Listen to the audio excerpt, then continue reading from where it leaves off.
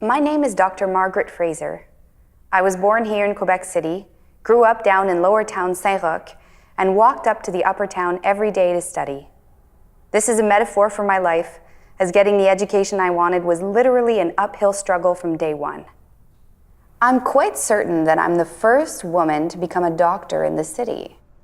And believe me, many people tried to discourage me from even trying. Thankfully, during my teenage years in the 1880s, this school, Morrin College, opened its Bachelor of Arts program to women, decades before the Catholic Université Laval ever dreamed of doing so. And they didn't teach us cooking and sewing. We had access to the same program as the men. We learned Greek, Latin, French, logic, rhetoric, physics, chemistry. It was a general education, but one that was intended to get us thinking outside the box.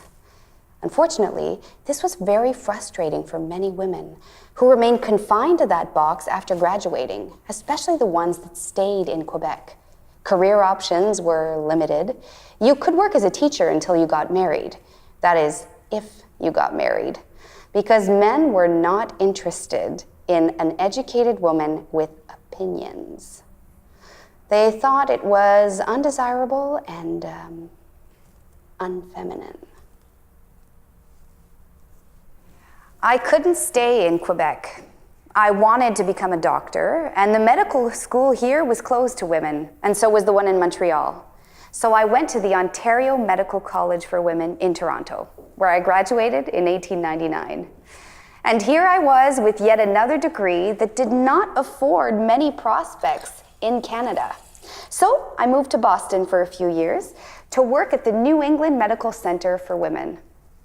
God forbid they'd let me look after any male patients. Now, I've always been attracted to mountains, and when I traveled to the Rocky Mountains for the first time, I fell in love. It was the most glorious scenery I'd ever seen, and the mountains were above us, around us, everywhere. So I moved to Colorado for good, opened up a clinic there. I was also on the founding board of the Colorado Mountain Club, 24 men and me, the only woman. We were politically minded people, and in 1915, we helped set up the Rocky Mountain National Park. When World War I struck, I immediately volunteered.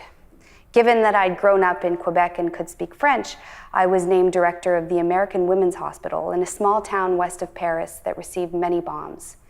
It was stressful, yet rewarding work. I received the Médaille de la Reconnaissance française for my work after the war. It's a real shame that women can't always work where they want. I didn't want to leave my family in Quebec City, but there were too many things I wanted to do, and I couldn't do them here. That's why I spent my life volunteering in university women's groups and participated in the International Federation of University Women in Geneva, fighting to make sure that the women who came after me would have more opportunities.